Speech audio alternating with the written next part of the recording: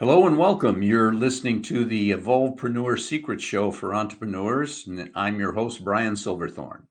And my mission is to always help entrepreneurs make a difference in their businesses and to also navigate the sometimes messy worlds of startup growth or relaunches. So today we're going to dig deep with our guest and get you the best concepts and strategies to fast track your business. So today's special guest is Erica Saccoccio. I hope I said that right, Erica. You And did. Erica is a business owner and president with over 22 years in the early education and youth development field. So, Erica, welcome to the show. Thank you for having me. I'm very excited to be here. I'm happy to have you here. So, you've got a pretty extensive bio and background here. So, if you don't mind, how about giving us your origin story? Let us know what's gone on in your life to get you where you are today. Sure. Well, I started in the early childhood education field about 23 years ago when I had my daughter Haley. Prior to that, I was in sales and I was a manager of a retail furniture store. And I went with childcare and my kid with people I didn't know. It was very scary. And so I quit, came to work at childcare, and fast forward 14 years from there, I ended up owning it with my sister Chris. And I found that a lot of the skills that I had from my previous position as a manager certainly converted over into the early childhood field and owning a childcare center. So that's kind of how I got here. And then after 2019, when COVID hit, me and my sister started Stella Business Concepts to help some of the local businesses in our area recover because not everybody was recovering or bouncing back. Certainly, some industries really got hit hard, early childhood being one of them. But we were lucky because we had a very strong base that we were able to stay stable and continue to grow through that period of uncertainty. So here we are. So are you still doing both? Are you in the childcare business as well as helping other businesses with I or am. other people with their businesses? Yeah, I'm currently sitting in my office now at the childcare, so you might hear some kids upstairs. I do apologize if you hear that, but yeah, today's schedule was a little tight. I had a client that I met right before the podcast, and so yeah, I love working with children, so I'm probably never leaving that. But I have opportunity being a business owner to have a little bit more of a flexible schedule and to do some other things that I love and enjoy as well. Well, good. Well, your unique situation allows me to ask you one question to get two answers. What, what do you like best about the two endeavors that you're doing? What the best for the childcare and best for the helping people with their businesses?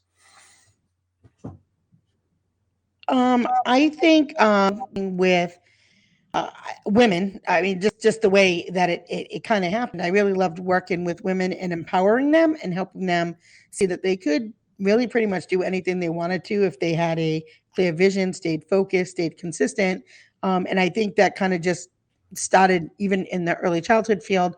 Most of my staff were women, and I would encourage them to continue schooling or to continue to move towards that promotion. And so it just was like a natural fit. And then most of my clients, I see lots of moms and a lot of them, own their own business and it just became natural conversation kind of, how did you make out with this? Or did you get that new location? And it just naturally happened. So what I love best is other people, big Okay, or so little, it doesn't matter to yeah, me.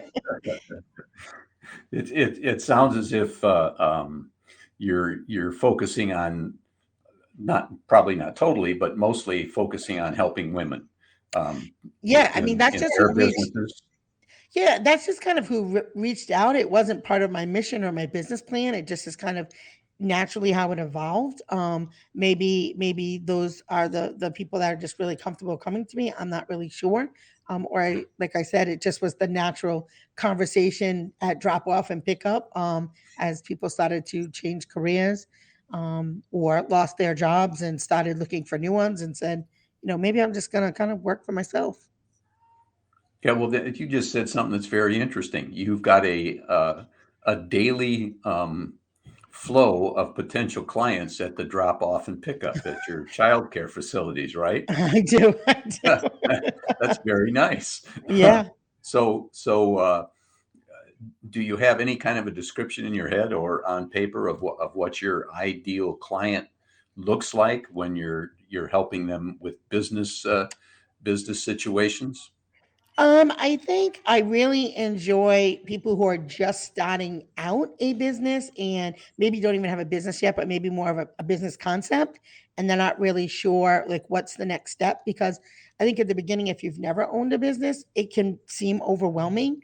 So I think, just helping them break it down into smaller steps, and then watching them get really excited as they start to make progress, is something that is really exciting to me, or helping people who've been in the business for a little bit see some growth opportunities that maybe they had not seen previously. I'd say those are probably the two customers that I really enjoy working with and focus on helping the most. Okay, and they are probably in a couple of the categories that need the most help and guidance as they're getting started. Yeah. Yeah.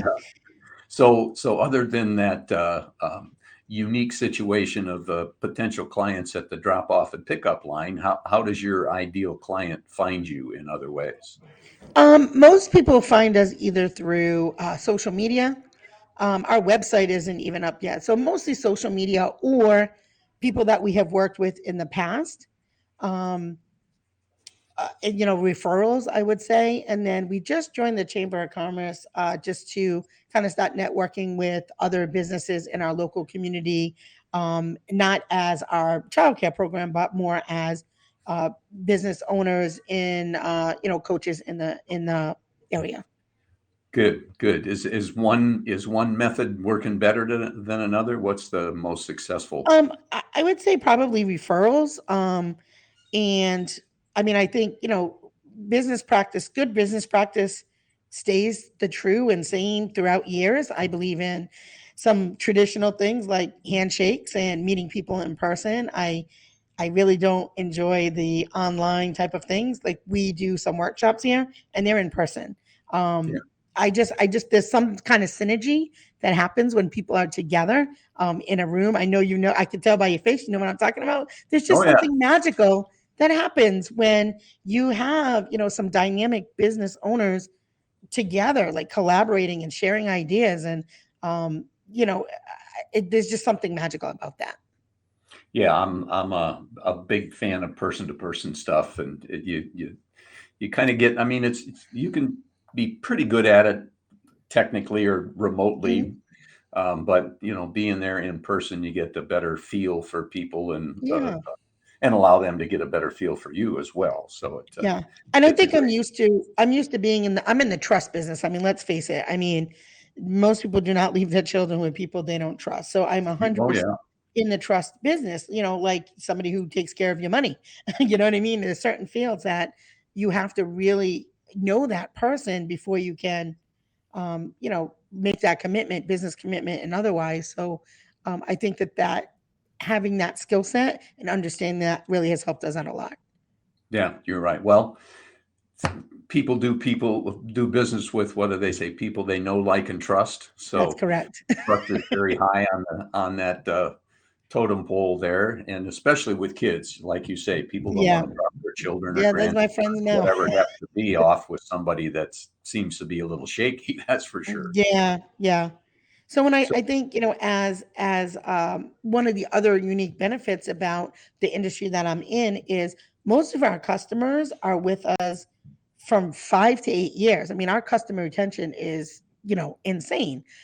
We service children ages 6 weeks up to 12 years old. So we have become very skilled at keeping our customers for a very long time based on customer service, based on all of the things that, make our program really great. We have children that were were my students and now I have their children. So that happens more frequently as I get older. But it happens more frequently. And so I think all of those things really um, were things that I could share with other businesses in terms of, how to have good customer retention, because a lot of shows and a lot of things that I look at is like how to get that next customer. And I'm like, you better worry about the customers you have now, because if you get two in the front door, but five leave the back, you're not ahead, right? So customer retention, I think, needs to be talked about more frequently than, just getting more customers. You need to keep those customers to sustain your business for, the long haul. Yeah, in my experience, that's a strong piece of advice. There are too many people that get a customer in or make the sale or whatever it happens to be, and then they forget about them. And they're a valuable commodity, not for additional business, but also for referral business. And once you get them, Absolutely. you got to treat them like gold and take care of them. Yeah. So Well, they are. And especially, in my industry, I mean, let's face it, even though my prices are probably they're pretty affordable. I'll put it this way. I'm not at the top of my market in terms of pricing. But a customer could easily pay me $14,000 a year, right? mm, Depending on the age of their child and how many days they need. So I mean, over the lifetime of 8 years, they pay me a significant amount of money, and they deserve to get that respect and customer service that they're paying for. And I wish all industries would recognize that, because that is one of the reasons we're successful. You yeah, really have to take care of your customer. be nice if more people had the attitude that you do. Oh, that's well, thanks. that's great. You know how valuable those people are once they come through the front Yeah. door. So, I mean, I would say that would definitely be my piece of advice for folks out there, especially those that are, just kind of getting started, and you've got a small base of customers. Like you said, they're gold. They're going to give you reviews. They're going to give you referrals. They're like your marketing piece if there ever was one, right? Right. Yeah. So Yeah. take care of them. Absolutely. Absolutely. I think one of the strongest things you can do for a business, especially one that's regional or in a community, is to create a very positive conversation about that business in the community. Yeah. So you want the people to work for you and the people that use your services and saying good things about you and your Yeah. business. That's the best way to uh, And I attract and new and I people to think the business. same I think the same thing goes for your employees, right? You have to Yeah, take yeah, care of them. I've got, 42 employees, not a huge company, but big enough. And your work culture means everything too, because you can have the most excited, ambitious owner in the world, but if your employees are not emulating that throughout your business, you're not going to get the same results. So you can't do it alone. So build up your team and make sure your team is rock solid and follows the same values that you have for your business. right. So you mentioned the advice that you would give to our audience. I was just going to ask you a question about what the best piece of advice was that you've ever given anybody, say, not necessarily in the childcare industry, but those people that you help with businesses. I think using your core values to run your business. I think that those are extremely important, along with your mission of your company. I think those, if you use those throughout, along with some strategy, you will be successful. So, my core values at my school are family, community, passion for teaching, and professionalism. Now, you don't have to be a teacher to have those core values. Those could honestly almost fit in any industry, right? Sure. So as long as you use those, and when you're making your business decisions, ask yourself, like, where does this fit? And does it make sense for your business to do whatever that move is, product, etc. Right? So I think that helps build your brand, and it helps you make decisions, and it helps you with your strategy. Yeah, I agree with you. But one thing I've found periodically in the past, and maybe you have too, is that if you ask people what their core values are or what their mission is, what's the purpose of being in business other than making money, Mhm. they have difficulty answering that. Have you run across that? I have. So typically, when I'm meeting with clients and they're telling me about their business, and I will often ask them, so what are you doing? Like we talk about what the community can do for you. What are you doing for the community? Are you connected with the nonprofit? Is there something that speaks to you in terms of a charity, or are you doing anything around that? And they look at me like, what does that have to do with business? I'm like, has everything to do with business. So everybody is so focused on the business plan, the grind, the this, the that. Like it matters. So you have to understand, what are you trying to do in your industry and your community, and they're very connected to the bottom line. Yeah, well, it's important to be connected to the bottom line because you got to make enough money to take care of yourself, your family, your Right. business, your employees, do good things in the community. But you got to have reasons beyond money That's to be correct. successful. Yeah, so I mean, if you think of like, Burt's Bees, like, right, he's saving the planet, he's saving the bees, but he's certainly making a profit, right? So you Mhm. can do both. Right. Oh, yeah, absolutely. You can do both. Well, speaking of making money, with your new venture, or relatively new, helping people with Mhm. getting their businesses started, do you have specific financial goals for that, say over the next 12 months? I don't know that I have financial goals specifically. I would like to help at least 40 businesses in my community. Each customer is different, and we help them kind of where they need it. So some people need help with writing a business plan, and others just need me to help review it before it goes to the bank.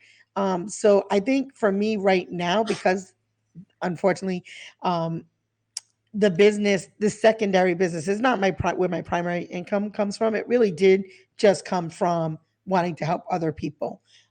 So I know that that might not be the best business advice, guys. I'm just saying, for me, it's a side business at this point. So it was really, my goal was more based on just helping. If I could hit 40 clients that I work with on a regular basis, that would make me happy. Okay, so I mean, you've got a number of clients goal rather than a specific financial goal. But if That is you correct. Yeah. if you do achieve that goal and Hmm. they're happy with you and paying you for your services, then that Hmm. financial goal, I'm sure, is going to come. Yeah. So what do you think at this particular point in time might be the biggest roadblock in the way preventing you from getting to 40 clients? So I think one of the things that I find is, if you are not in the childcare industry, and I specifically did not go after that market on purpose, because I didn't want to be like kind of pigeonholed, like, oh, she just only knows about childcare, which I do know quite a bit about childcare. But I feel like there's just so many other businesses that I can help, that how do I get that to translate over to other businesses? So if you own a bridal makeup industry, business, what would a childcare lady know or be able to help you with? And the answer is a lot. I know it's a lot. So I think the biggest challenge is, how do I get that message across, that good business practice converts over no matter what industry.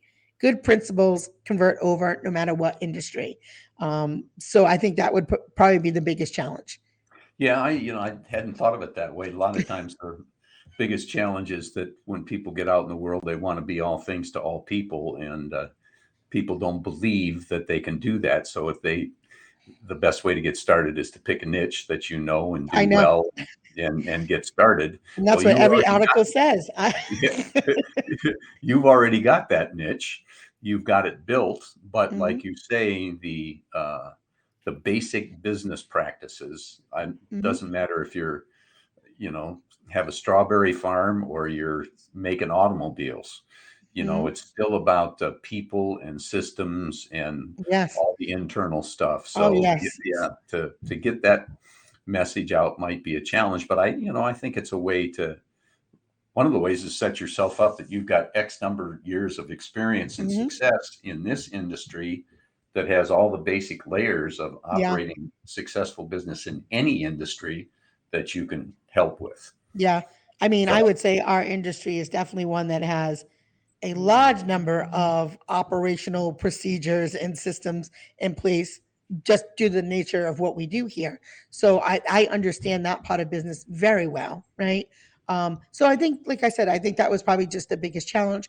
Also, I did not design our business only to help women. It's not a women empowerment business. It wasn't designed that way. It just happened to be that's who gravitated towards our business at this point. But we only opened in April. So I mean, we haven't really been around a long period of time. I mean, we're talking months. So maybe that will come, maybe it won't, but that's who the market has told me is my customer. Yeah. Good, good. Well, you certainly have the skills and experience to get to that 40 client level that you would like to get to. Are there any other obvious opportunities in front of you that would help you get there? Yeah, so I just started working on a book. I had been talking about writing a book for quite some time. So I actually started that process yesterday. Started getting on the computer and just started typing away. And then I also think I am really excited about our podcast that we launched a few months ago as well. So I think that those opportunities will lead to other opportunities for speaking, working at, doing some conference collaborations, maybe even possibly doing a conference of our own for, the New England area. So yeah, I think there's a lot of opportunities out there for everybody that's interested in working. Yeah, right, exactly. You got to work, right? Right, you got to work in Yeah. some way. So tell me a little bit about the podcast that you started. What's your focus there? Sure. So the podcast is called Practical Biz Podcast. We're on most of the major platforms at this time. So we're only in like episode 12. So we kind of evolving and trying to figure out exactly how we want the format to be. So I'm very honest that I don't always know everything. So when I don't, I ask. I'm not afraid to ask. So we've done some interviews with business owners that are just starting. And then we've also had some industry leaders come in and talk about their part of running a business. We've had an insurance agent come on and kind of talk about what's really important for startups to know about insurance, how they select it, what they need. We had a banker on 2 weeks ago about how to get financing for a startup and what the preparation looks like for that. So I'm not 100% sure of the format that we're going to stick with, but ultimately it is for people who are either have a growth opportunity or are in business less than 5 years is typically who we're trying to help and trying to reach out to. Okay, great. So how do you attract your guests?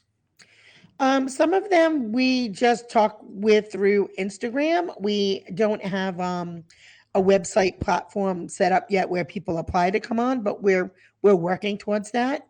So right now I've just been working within my network of either businesses that I know that are within my area or experts in my area. But we certainly want to reach out further than that. Hmm. Um, and I have asked a few professionals like yourself to come on to our show as well, so that we can get experience outside of our small community as well. So I think it'll be a little bit of both until we figure out exactly what our listener wants from us. But we'll get there. Oh, yeah. Yeah. Well, it sounds like you got a good start and you're headed in the right direction. Thanks.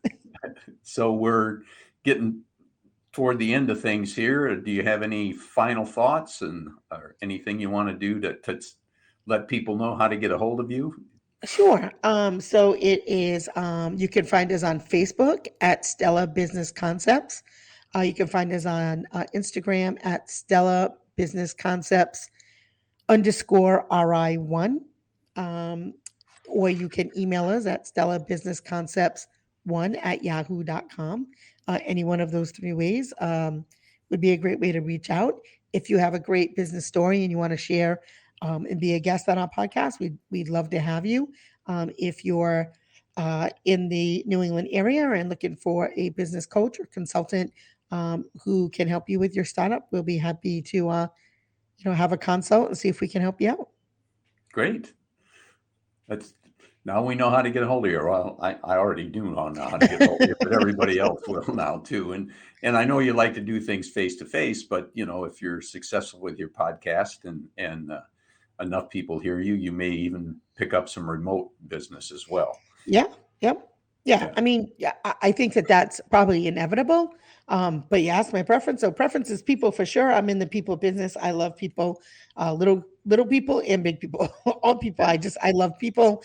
Obviously, I'm very much an extrovert. And I think I really missed that for the 3 years that we were all very separated. So yeah, I look forward to just seeing people and connecting again. I think being a human being is a wonderful thing. Yeah, no, Yeah, I'm and with I you. and I would like to continue to be one. Okay, I can't think of anything else to say after that. So that's probably a good time to end and to thank you so much. You've been a very interesting guest and not got me thinking about the importance of childcare industry and how it relates to the very important things in all businesses. So I thank you very much for your Oh, insight. thank you. Thank you.